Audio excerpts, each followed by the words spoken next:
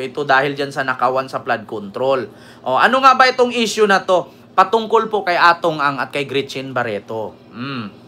Mga kababayan, meron na pong lookout bulletin or lookout board ba? Si Gretchen Barreto, si Atong Ang at 50 mahigit na iba pa na bawal yatang paliparin ng ibang bansa. Nako, isa din ito, mga kababayan. Billionaires gang din ang tawag dito. Billionaire din po ito, mga kababayan. Eto na ha, mga kababayan. Eto na. Basahin ko lang ha. Kasi nasapawan ito sa flood control eh. Eto na.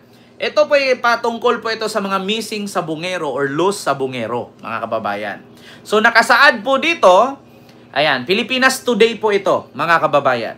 Kinumpirma ni Department of Justice or DOJ, Secretary Crispin Remulla, sa kabilang sa mga pinangalanan ang mga itinuro ng whistleblower na si Julie Dondon Patidungan alias Totoy na di umano'y utak sa naturang krimen. Ayon kay Remulla, umalis na ng bansa ang kapatid ng negosyanteng si Atong Ang.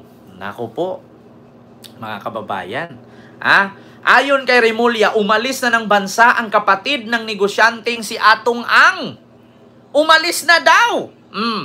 Dagdag pa ng DOJ chief, kapag nagsimula na ang preliminary investigation, maaaring hilingin ng panel of prosecutors sa korte na maglabas na ng Precautionary Hold Departure Order or PHDO, mariin namang itinanggi ni na Ang, Barreto at Istomo ang anumang kaugnayan nila sa kaso. DOJ naglabas na ng lookout order versus Atong Ang, Gretchen Barreto at iba pa. Nako po.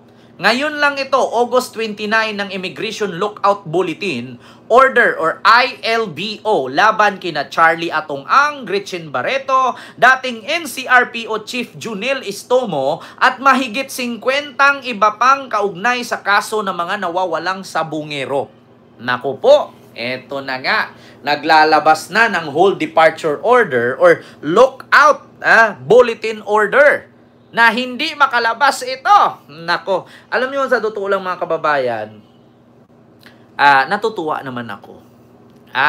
Natutuwa ako sa administrasyong Marcos na to at sa administrasyong ito kasi makikita mo talaga na kahit mayaman ka, kahit bilyones ang pera mo, hindi ka sinasanto. Walang pera-pera dito, maliban na lang siguro kung kaibigan. Nako po. Ito pabasa ko sa inyo. Ayan po, mula po sa Pilipinas Today. DOJ naglabas na ng lookout order versus Gretchen Barreto, Atong Ang, and 50 pa na iba at kay Istomo. Ma'am Ginger T, mega love shoutout. Kita nyo naman mga kababayan kung naalala ninyo, no? Lumabas yung yung patungkol sa missing sabungero na yan. Tapos may mga nangunguha pa ng mga buto dun sa Taalik. Kinukot-kot. Alam nyo, grabe.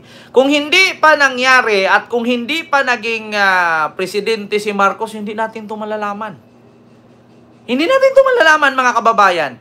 Kung hindi si Marcos ang naging presidente ngayon, walang missing sabungero na mauungkat, walang mananagot na mga personalidad, walang mga bilyonaryo na i-hold departure order.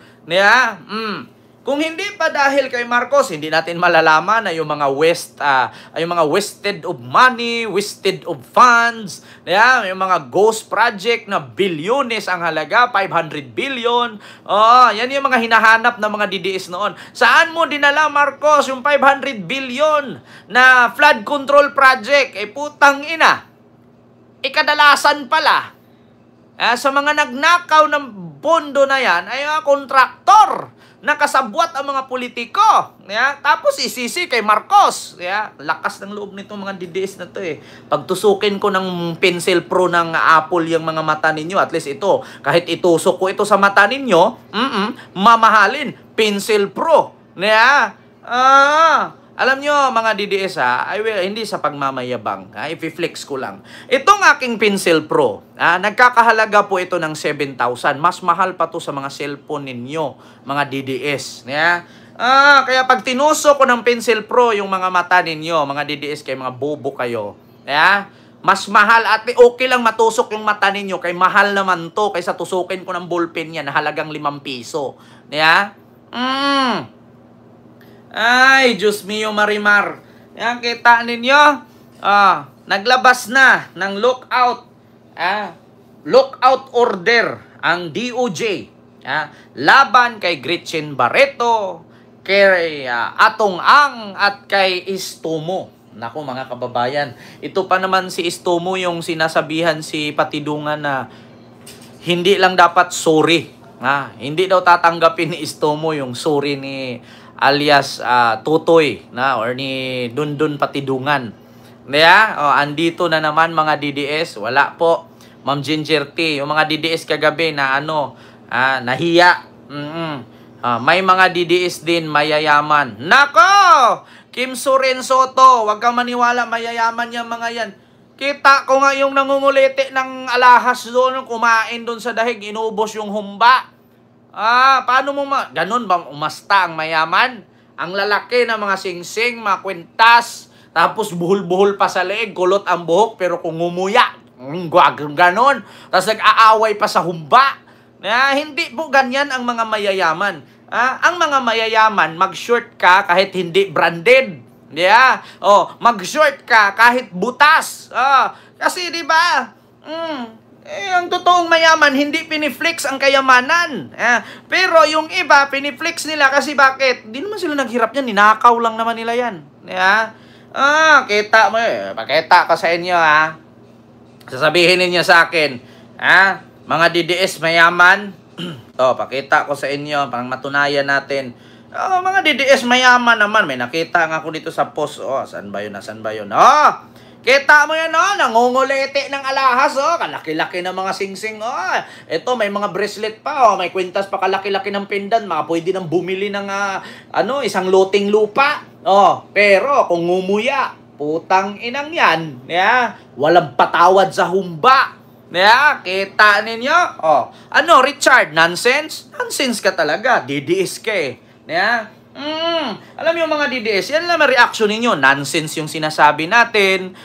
Nonsense yung ating reaction. Kasi nasaktan kayo Alam nyo, truth hurts Ngayon, kung matalino kayo, mga mayayaman kayo, hindi kayo ganyan. Nag-aaway kayo sa humba. Saan ka nakakita mayaman sa humba? Pinag-awayan yung mga patay gutom. Mayaman, tapos humba, pinag-aawayan. Okay lang sana kung pinag-awayan ninyo dyan, mga king crab. Yung punta kayo sa dampa, doon sa Pasay. Pumunta kayo doon sa dampa, tignan nyo, kada uwi nyo, 20 mil agad. Pumunta kayo sa dampa, tapos doon kayo mag-away. At least yung pinag-awayan ninyo, mamahalin. Diyos mio, Marimar, humba. Kahit ako, kaya kong bumili halagang 300 pesos. Pwede ako maghumba. Putang inang yan. Basta yun lang mga kababayan. Dito tayo. Sunod, mga kababayan, eto na.